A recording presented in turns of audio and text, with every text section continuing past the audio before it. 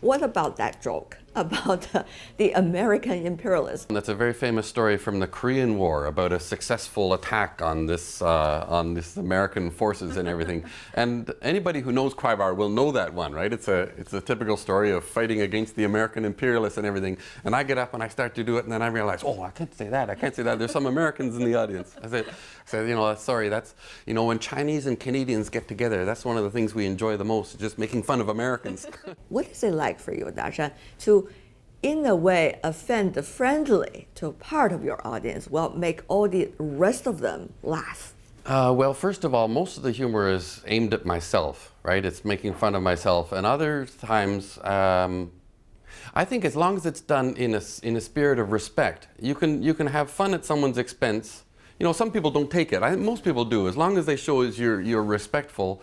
And as long as you're making fun of everything, if you're making fun of yourself, first of all, so that sort of gives you some allowance to make fun of other people. But I think respect is an important thing. You know, it's not just making fun of people, it's having fun with them, you know, and everyone lighten up a little bit. Qibar, what exactly is it? Qibar and xiangsheng all belong to the category of traditional Chinese arts called qu, and it's a kind of rhythmic storytelling with bamboo clappers, and you tell a story. And you know, the way stand-up comedy is developing in China, a lot of people are doing it because they don't like xiangsheng anymore. It's kind of a reaction against xiangsheng. How come? But they want something new, or they're just tired with that sort of format. And I'm telling them, well, you know, actually, comedic arts are quite similar, whether it's stand-up or it's xiaopin or or xiangsheng. They're all actually interrelated. You don't need to, you can learn from each other.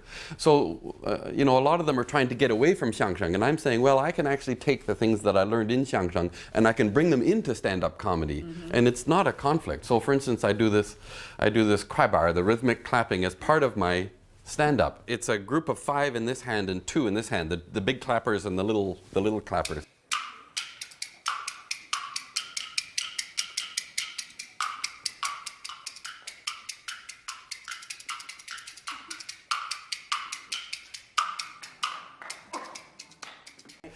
So the difference is, you know, a proper Qibar performance will be an entire story. You start and you do this thing to start off, and then you do an entire story, and then there's a climax and it ends. What I do with stand-up, of course, is that you break it apart. So you're trying to tell a story, but you get stuck, and you can't say that, or you know, it got that part wrong or something. You break it apart, and you end up making fun of yourself. Like if I was doing a proper Qibar, I would be, you know, demonstrating traditional culture and my skill and everything. But when you take it into stand-up comedy, you're doing the opposite. It's like, oh, I can't do that. Oh, you know, got that wrong. And now you have to please the younger generation. Is it different? Well, that's one problem I have. This performance with the stand-up comedy, it tends to be the internet generation. It's people that have some experience with this, watching online, Louis C.K. or Jerry Seinfeld or these people, and they have a little bit of idea what stand-up comedy is. One of the problems I have with my audience is that they often bring their parents. So like I'm trying to reach this post-80s, post-90s generation, and they're all saying, oh, my mama 特别喜欢你, my mother really likes you, and then they bring their mother. Well, and some of the younger performers that I work with who do like the warm-up acts and everything, they say when they do my gigs, it's a little bit difficult because they're so used to talking to the post-90s generation, and they come to my audience and they say, okay, well, boy, we've got like such a huge range of people here. What do we do now? And it is difficult. It's been a bit of an experience for me. What is the magic then, Shan, to satisfy all these very different generations among your audience? Well, the setup is very important. So letting people know it's not, what you're seeing now is not, you know, the very first thing I do on stage when I come out and I say, oh, everyone's so excited, oh, thanks, you know, you're all looking forward to seeing that Shan from TV, aren't you? And everyone goes, yeah, and I say, well, go home and watch TV then. Because you don't come out to a live performance to watch TV, folks. So from the very first joke, it's telling people, this is not Shan from TV. Okay, well, I'm going to show you the other side now. Yeah, I think there's a real demand for people to see humor that's really down to earth and really reflects their daily life, and that's what we do with live comedy. It's not polished, and it's not, you know, a lot of production value and really exaggerated and everything. It's really just having a dialogue directly with the audience. For Dashan, Mark Rowswell, the challenge of exploring the humor of a very different culture from his own Canadian upbringing and doing it in fluent Chinese or a Chinese audience is just a part of the fun. He told me more about how he plays with cultural differences and what he's learned. It's quite interesting phenomenon. It seems, Dashan, you are playing into the stereotypes while at the same time playing against the stereotype of the so-called a person, Dashan. Explain to us how it works. Sir, I have a public image of being the uber China hand, right? I'm Mr. Perfect. He knows everything about China and his Chinese is so perfect, better than the Chinese people. That's the stereotype. But that's also the stereotype that I take apart and I have fun with. So I tell people, one of the reasons that I stopped performing xiangsheng is that I just was bragging all the time. And every show I was like better than the last one. I started doing tongue twisters, and then I'm doing Peking opera, and now I'm doing this. And like there's nothing I don't know. I'm just... Well, one has to admit the fun of it is to let you, quote unquote, a foreigner, to perform better than a Chinese about skills that just the Chinese should have. Well, what we were doing was creating a new stereotype because, of course, the universal stereotype of foreigners in any culture is that they don't speak the language, they don't understand the customs, they do dumb things, they're weird. That's the typical foreign stereotype.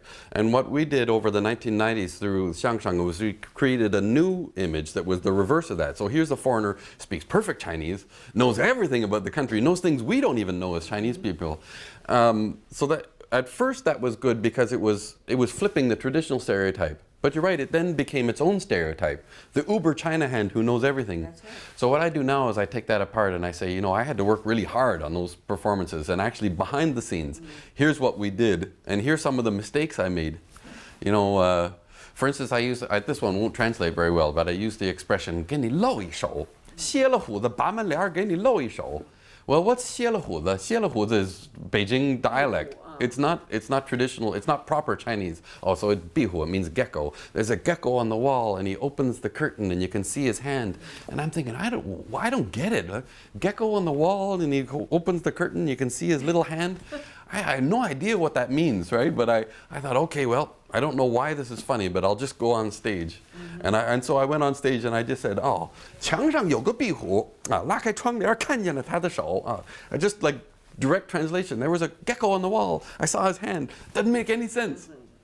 And the reason is to see somebody's hand, 露一手 in Chinese is a euphemism for show your skill, to demonstrate your skill. 展示技能. I didn't get that.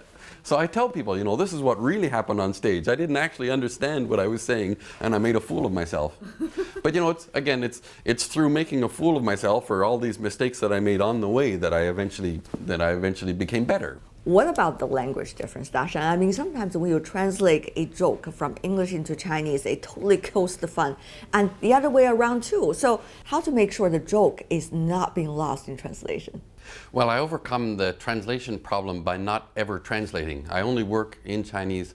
I did one joke in English on stage where I was talking about second tier and third tier cities and how you go to a fourth tier city and everyone just imagines that they just assume you're Dashan if you look like a Westerner. I told that one joke in English. But all of my work is in Chinese and I can't do both. Do both is twice as much work. So my focus is on the Chinese side and working in Chinese. So I never work in translation. The only time I work in translation is that I've got the joke and it's polished and I have a little bit of video and I want to put up something on the internet and I have to put English subtitles and then I realize, oh man, like for instance, I had one joke in Chinese about the name Dashan.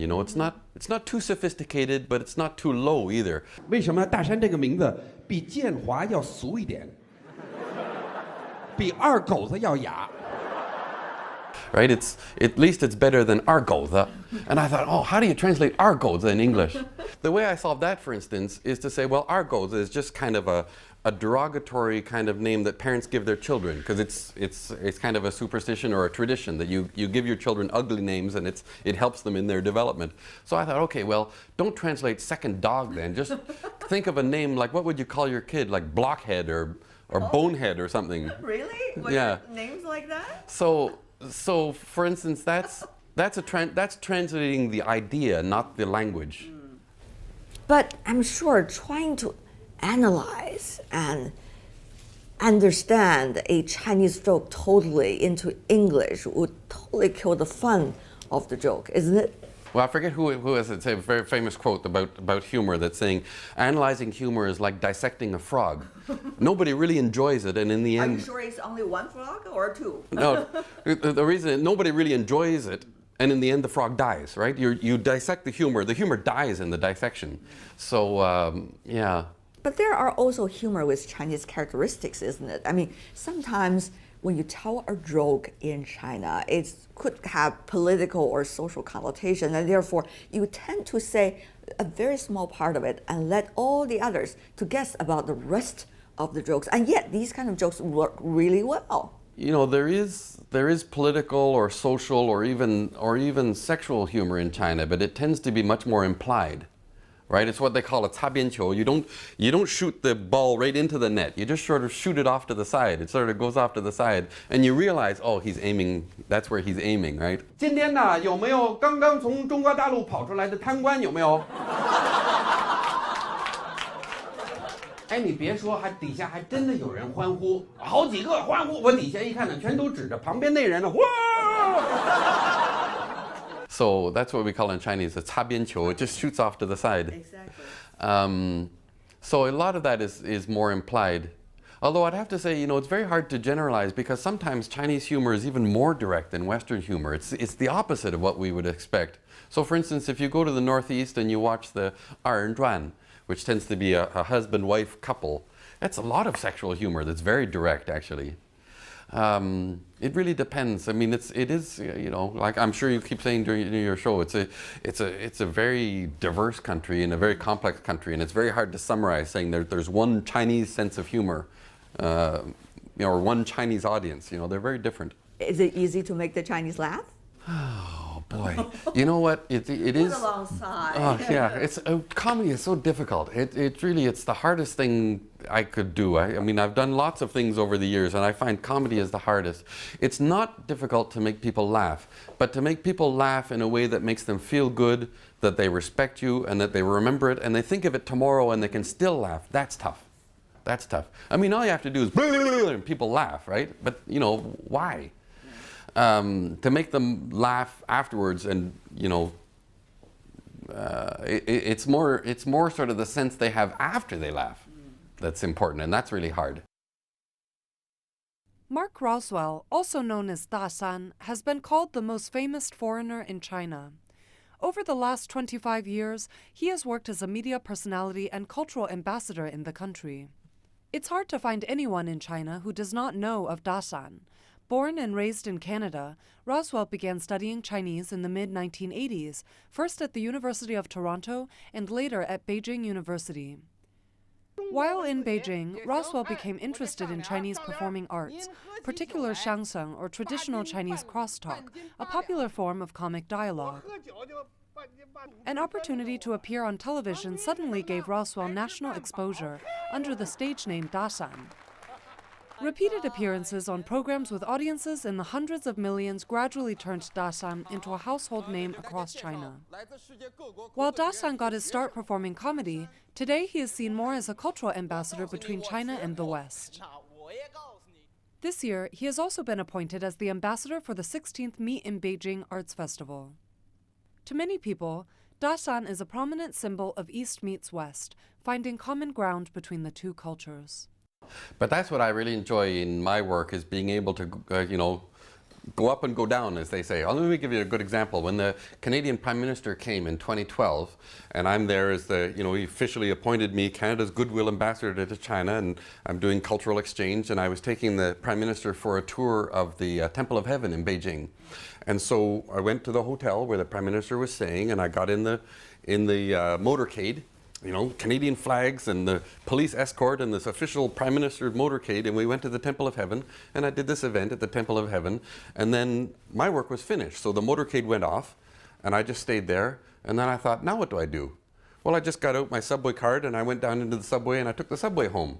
And I thought, you know, half an hour ago, I was in a Prime Minister's motorcade, and now I'm on the subway. But for me, that's what I really enjoy about my role, is that I can do the official cultural ambassador stuff, or I can just go to a bar and we can have some fun, and we can be really down to earth. So what do your Chinese audience really enjoy, the behind the scene Dashan? So for instance, one of the stories I tell, people say, you know, Dashan, you're so famous in China, but nobody in the West knows you. And I tell a little bit of story about that. I was once during the Olympics in 2008 in Beijing. I had the opportunity to appear on the Today Show with Matt Lauer, you know, big show. I thought, oh, here's my break. I'm finally going to be famous in America. But the show, the first question that Matt asked me, I just got stuck. He just said, "Yo, I hear you're really famous in China. How famous are you?" Like, how? I don't know how to answer that question, right? You're supposed to ask someone else. Don't ask me. I don't know. Anyway, so I tell this story. I go into detail and everything, how during the Olympics, I was at the closing ceremony, and I saw my idol, Yao Ming, great basketball player, great East-West ambassador, you know, 4 feet taller than everybody else. He's really easy to recognize. And everyone was hoarding him for photos. Everyone wanted a photo. And I thought, no, I won't bother him. You know, poor guy. It's the Olympics. Come on, let's enjoy the show. Don't bother him with too many photos. So I turned my back and I was watching the show. And about 5 minutes later, somebody came, tapped me on the shoulder, and I looked around. And there's this waist, right? And I look up, wow, and it's Yao Ming. And he's got a camera in his hand, and he says, "Could I have my picture with you?" Right? And I thought, oh, that's what I should tell Matt Lauer. I gotta go and tell Matt Lauer, Yao Ming asked for my picture, man. In a few days, you're going to talk to 900 live audience in a beautiful Chinese theater. Are all the jokes prepared?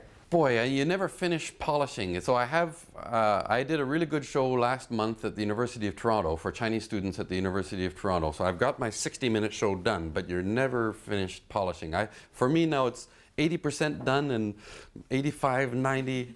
When it gets 90, that's okay. That's okay. Yeah, 80 is not too bad. Okay, so not too bad at all. Pretty well ready, but never finished.